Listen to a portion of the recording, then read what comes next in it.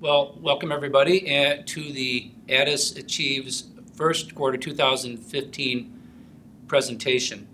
I'm really excited about today's presentation. You'll see why in a moment. But what I'd like to do first is to introduce this gentleman to my left, Don Klink, who technically starts as our CFO on Monday. He's been with us for the past few weeks, learning our systems and working with Dennis. You're going to hear from Don, but welcome. Dennis, by the way, as I think you know, is retired after 4 years with us, and we are very grateful for what he's brought to our company. You would think that Dennis was actually retired. You don't know this, but it's a beautiful day here in Chicago, and you'd think that Dennis would be out doing things that he likes to do, like golf and so forth. But in fact, he's over at the support center across the way here, working on things for Don and other folks. But we're very appreciative of his work with us over the past 4 years, and wish him all the best. You can kind of tell that we're presenting in a different way today, and we're in a different setting, and we're real excited about where we are and the story we're going to tell you today. We're in the contact center. This is the Maxine will explain the contact center and what we do here, and we're going to take a tour.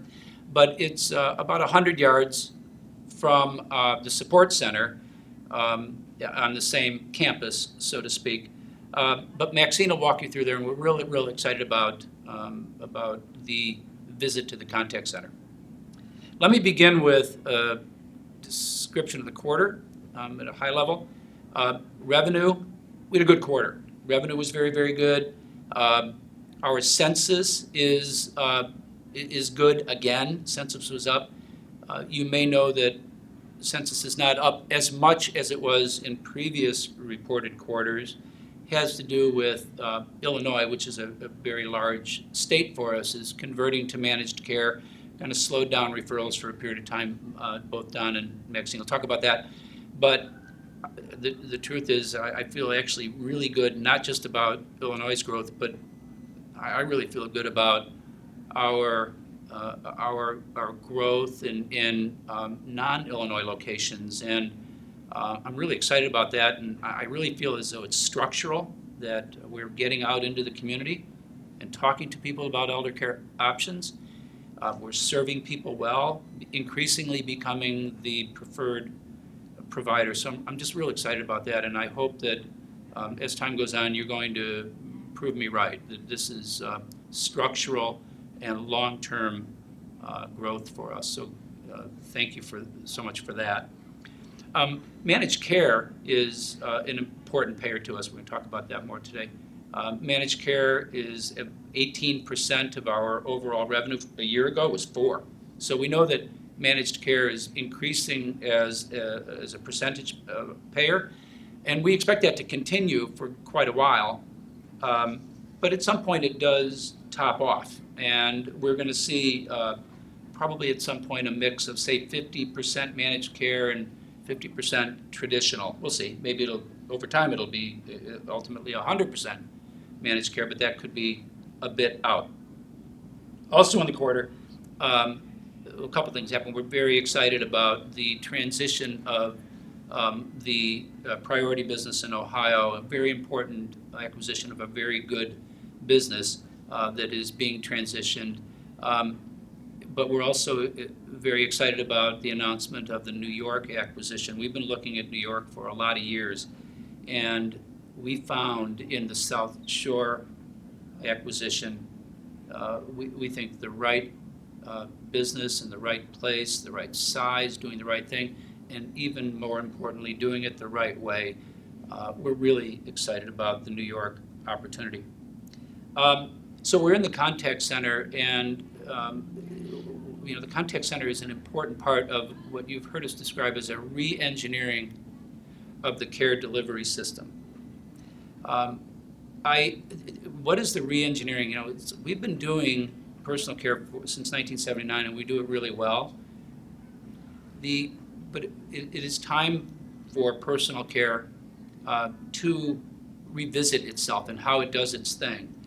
On one level, we're going to continue to provide direct care and do a great job doing that. But one of the things that's just emerging is that the payer, even if it's the state, but certainly managed care, has a higher expectation of us. So we're re-engineering the care delivery system over the long term. We're going to be talking about this for a long time. Re-engineering both, the people and how we do things, and supporting that with technology that you've seen, and we'll talk some more about today, in order to do really three things. One is managed care and states are not going to pay us more, so we have to be more efficient. Especially managed care expects us to drive a positive health outcome, and so we have to think about becoming more effective. And while we do that, we really are beginning to really realize something that maybe I can take responsibility for not having realized early enough and embedded into the organization, and that is the importance of the home care aide in the home and our need to engage with that person, employee engagement and training and seeing that person more often and putting that person on the healthcare team. It's a long story. The re-engineering of the care delivery system is going to go on, and we're going to be talking about this for quite a long time. The future talks about the need for us to modify and to change, and we're going to do that. We're really in the dawn of a move from the acute setting, acute-focused healthcare delivery, to a pre-acute, community-based setting, and your company is at the edge of innovation there. So we're really proud of what we're doing. So let me turn it over to Don. Don's going to talk to us a little bit about the quarter and introduce himself a little bit. So welcome, Don. Mark, thank you very much for the introduction. I just want to say it's an honor to be joining the Addus team. I'm looking forward to contributing to the success of the company. It's obviously done tremendous things, and really excited about joining this organization. A little on my background. I have been most recently working at a healthcare company called Accretive Health that really focuses on the clinical providers and managed care organizations. I really enjoyed working in the industry and with Accretive. And prior to that, I worked with a company called Hudson Global, which had a healthcare IT consulting presence, and I've been doing a lot of work with them and really enjoyed that as well. So very excited about joining the organization and about the industry and the prospects for the company. Switching topics a little bit, I'm going to talk a little bit about kind of the vision for the finance groups, and that's all the groups that report to me. We plan to kind of put together some goals that really have a vision around adding more value to the business, and we plan to do this through the use of analytics and probably a better understanding of the business, probably more engagement with the business. Also, in addition to that, in order to be able to achieve that, we're going to look to automate transaction and information reporting as much as possible, trying to kind of move up what I'll call the finance value chain to more of that knowledge provider to the business. Moving on to our quarterly results, I'm going to start with the versus budget, and then I'm going to go on to versus the prior year results. Versus budget, we had a little bit of an impact from both weather as well as the transition that Mark mentioned on managed care organizations. And we saw a little bit of a lower result versus budget in the first quarter. We were about 2% under, you can tell from the slides. Having said that though, what we did see is still a healthy gross margin percentage. The business still has a very quality revenue, as well as all of your efforts around safety programs have really paid off. We've seen, workers' compensation costs really stabilize and even go down in some cases versus revenue, and that's really helped the business. As you will see from the budget again on an earnings basis, we did miss our earnings target, our earnings budget, and that's really principally again due to the revenue that I talked about, and that's a little bit weather in a few states as well as the MCO transition.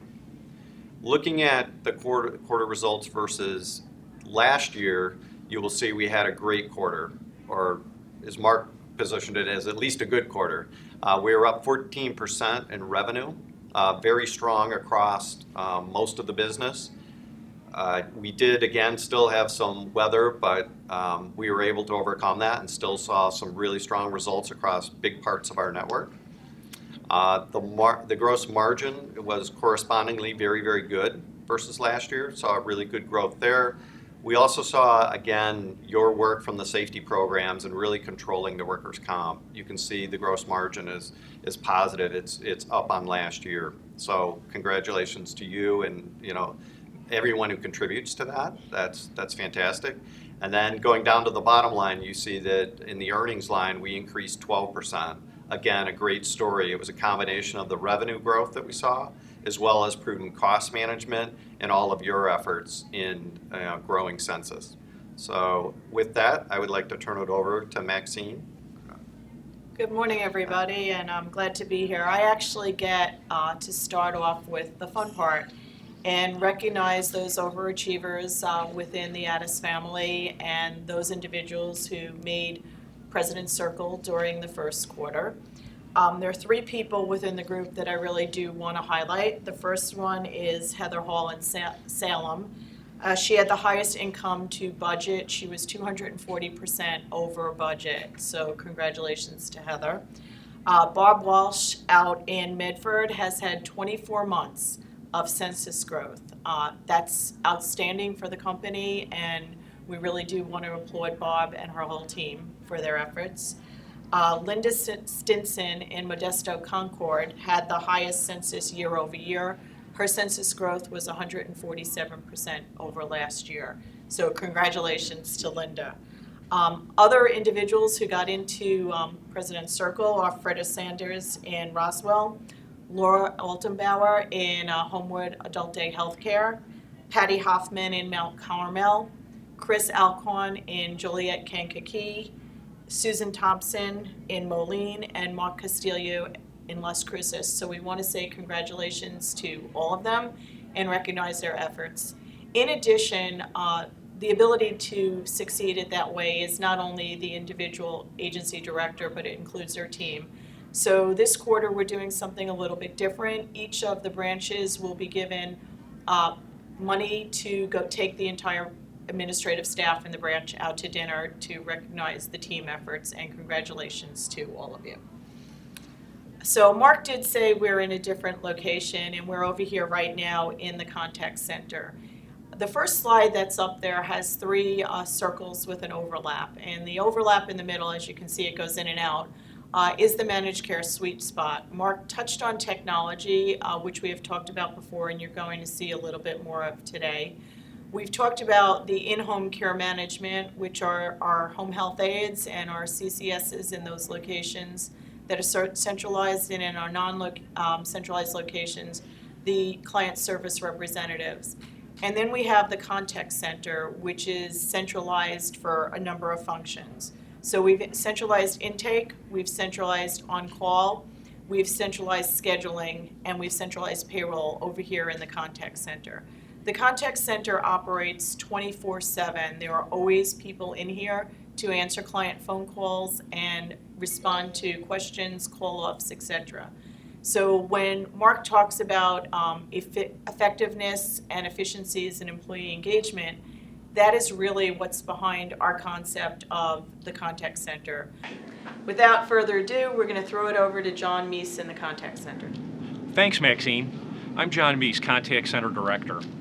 Pretty much all of you have some interaction with the contact center throughout the week, but probably very few of you actually have gotten to be here to see our operation. So we thought this would be a great opportunity to take you behind the curtain a little bit and show you what our operation is all about. So all your centralized branches understand that we already take your phone calls. We handle all your monthly scheduling. We do your intermittent shift fills, call-offs. We also support the late start and missed visits for our critical care clients. For all you non-centralized branches, we obviously handle all of your nights and weekend calls, as well as trying to assist you in filling those shifts as well. And just to give you some idea of what the scope and scale of that is, we take about 3,000 calls a day here. In addition to that, we make another 3,500 outbound calls. Typically, we fill about 125 call-offs a day, and every member of the contact center is here, well, not every member, but we're here 24 hours a day, 7 days a week, 365 days a year to service our clients and you. So in addition to that, there are some really neat things that we do here. We utilize some visual management to really help us run the business. To my left, you can see that we've got a National Weather Service radar map up, which really every agent looks at on a daily basis. It helps us proactively manage any inclement weather situations where we might have some opportunity to fail our clients. So we're able to get after that by monitoring that. We also, to my right, you can see that we have some tools that help us manage our phone volume. It tells us how many calls are in queue, who's on the phone, and really helps us make sure we have the appropriate number of people on the phones at any given time. In addition to that, there's some other tools that we use to track who calls us, why they called us, and really it's business intelligence that helps us improve our processes and improve our effectiveness. So those are some of the things that you probably know about already. Some of the things that you don't probably know about, which we want to talk about. If anybody had an opportunity to listen to our quarterly financial call, Maxine talked about one of the new things we're doing with our managed care companies. We've got a group of people in our healthcare engagement group which are making outbound phone calls to managed care companies members where we're trying to locate them, we're filling out health risk assessments, and making doctor's appointments. That group is making about 2,500 calls a week right now. In addition to that, we've got a number of members of our field staff who are out making home visits, trying to accumulate that data at all. So some of the other things that we have here, we've got our intake line, which is manned by a number of people, which takes calls for referrals. And I think everybody knows who Ozzy is. Ozzy, why don't you say hello to everybody? Hi, everybody.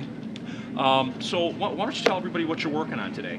Well, we just got just one referral in, and it's an exciting new program where it gives incentive to our employees across the nation to spread the good work we're doing at Addus. Okay, great. And what happens is we have a phone line that's open. We also have our regular referrals intake where we can reach out, and we can also track and monitor everything using our customer relations management system, our CRM. We can track specific cases, and we can also track the progress of our marketing campaigns. Great, great. Well, keep up the good work, Oz.